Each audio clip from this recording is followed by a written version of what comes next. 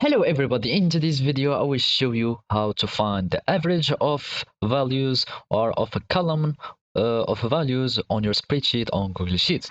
First, open your spreadsheet and follow these simple steps.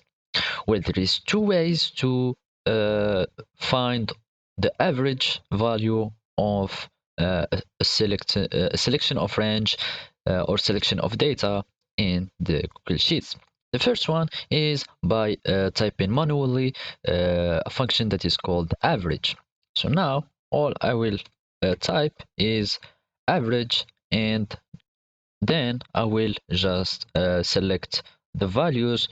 So here I have four values, so all I have to do is to select the whole range.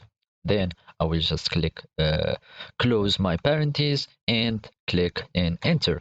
As you can see, the median or the average value of this range of selection is the 14.25.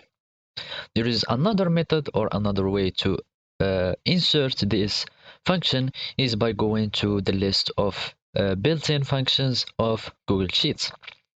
To do so, all we have is to head directly to this icon, this sigma symbol here that is called function, and you will find it in this ribbon, and we will just click on it.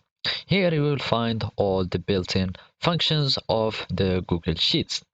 We are interested on average, so we will just click on average, and all you have to do now is to select your range.